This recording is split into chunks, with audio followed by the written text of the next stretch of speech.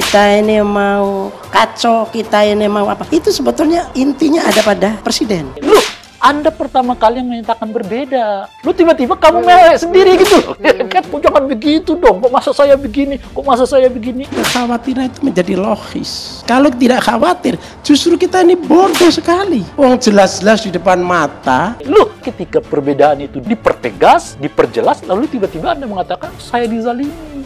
Saya ini yang gimana? Bodoh banget ketika kita sudah di lapangan dan cerita itu bukan 1, 2, 3 tapi puluhan citra. Lalu kemudian kita tetap tidak waspada, tetap tidak khawatir. Padahal itu di dunia politik itu biasa. Jadi itu jangan dilihat sebagai tindakan pencegalan dan kemudian kita bersikap cengeng, playing victim lah. Iya. Kalau ada partai yang menyatakan saya berbeda dengan Anda, lalu ketika yang dinyatakan berbeda dengan kita itu membuat sikap yang oke, kita berbeda, kalau gitu kita bersaing, lu tiba-tiba kamu mewek sendiri gitu loh.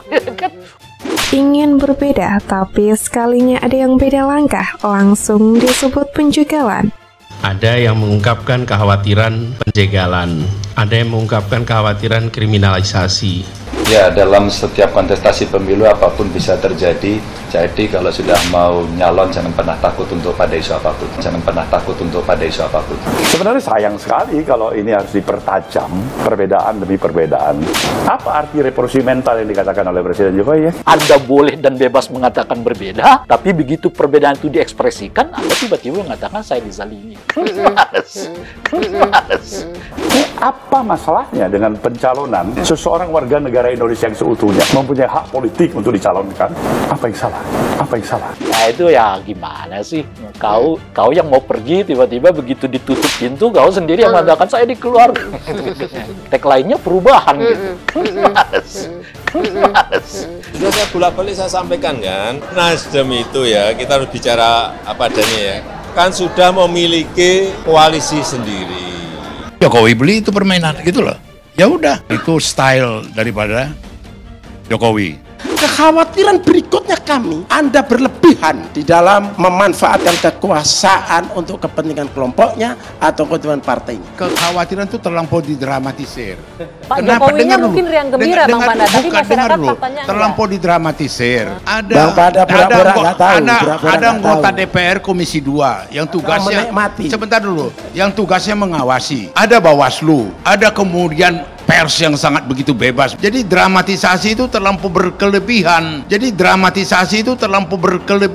Khawatir ada penyelenggaraan pemilu yang sudah disalahgunakan. Ada yang mana?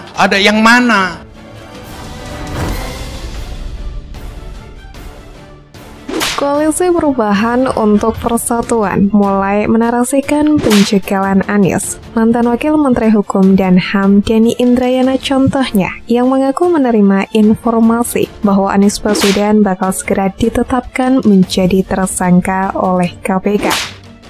Hal itu disampaikan Denny Indrayana dalam surat terbuka yang ia unggah di akun Twitternya @DennyIndrayana Rabu 21 Juni 2023.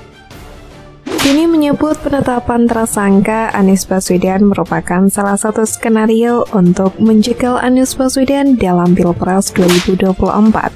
Sayangnya, sebagaimana sebelum-sebelumnya, Denny Indrayana tidak pernah mengungkapkan siapa sumber yang memberikan informasi kepada dirinya.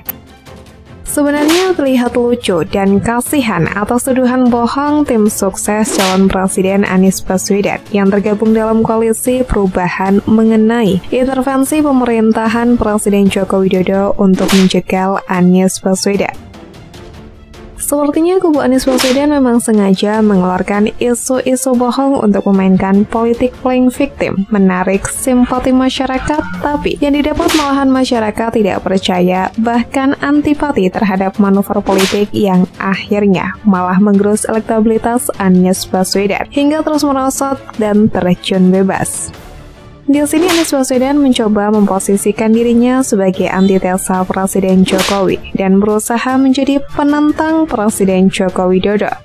Ini menjadi hal yang bodoh bagi Anies yang mencoba memposisikan dirinya sebagai antitesa Presiden Joko Widodo. Namun di sisi lain Presiden Jokowi justru memiliki kepuasan yang cukup tinggi di hadapan publik.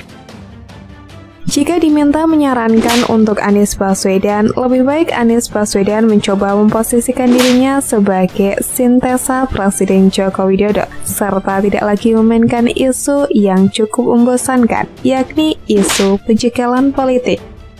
Pesan terakhir untuk Anies Baswedan dan Koalisi Perubahan, rakyat sudah tidak bisa lagi dibohongi dan sangat paham bahwa capres dan partai yang minim integritas dan prestasi, serta hanya bisa jualan isu sara akan cenderung memframing seakan-akan teraniaya dan dizalimi untuk meraih simpati rakyat.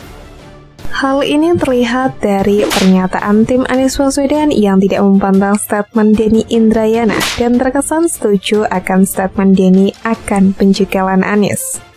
Anggota tim 8 Koalisi Perubahan untuk Persatuan KPP, Sudirman Said, mengatakan harus ada perlawanan terkait rumor Anies Baswedan yang segera jadi tersangka kasus dugaan korupsi Formula E yang kata Denny tersebut. Sudirman menyebut hal itu sebagai bentuk penjagalan politik.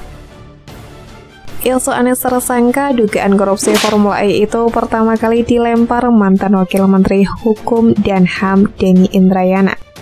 Tetapi kalau itu penetapan Anies sebagai tersangka korupsi Formula E bagian dari langkah politik penjagalan orang atas, hak politiknya itu harus dilawan. Cara melawannya dengan opini publik, karena ini ranahnya publik, bukan pribadi, kata Sudirman kepada wartawan. Dia berharap agar isu Anies Baswedan menjadi tersangka dugaan Formula E itu tidak benar terjadi. Sudirman khawatir potensi penyalahgunaan hukum. Penyalahgunaan hukum tidak terjadi dan semua memperoleh perlakuan yang adil. Semua mendapatkan kesempatan untuk berkompetisi. Bukan sama-sama tidak suka kemudian digunakan segala cara, kata Sudirman Said. Sementara itu, terkait kabar bakal jadi tersangka serta penjagalan untuk Pilpres 2024, Anies Baswedan belum lama ini buka suara.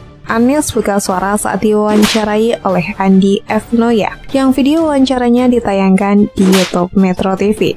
Kata Anies, dalam satu peristiwa yang terjadi bisa ditafsirkan bermacam-macam. Demikian juga dengan Formula E.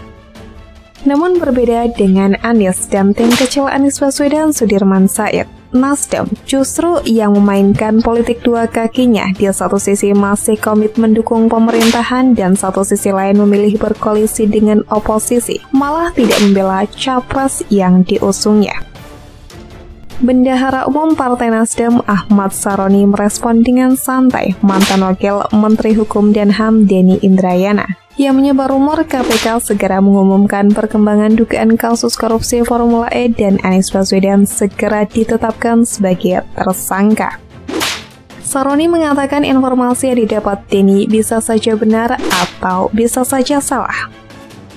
Itu kan dari kemarin kan, Denny Indrayana kan selalu bersuara terkait dengan mungkin dapat informasi yang tidak tepat. Tapi apapun itu, semua kan berjalan. Proses penegakan hukum dilakukan oleh KPK. Yang terkait dengan Formula E misalnya, kan berjalan terus, ujar Saroni. Nah, kita tunggu proses selanjutnya bagaimana. Tapi kalau Denny Indrayana ngomong kan biasa kan, ngomong-ngomong aja dia. Ya, namanya mungkin dapat informasi yang belum tentu benar, belum tentu salah juga. Imbuhnya.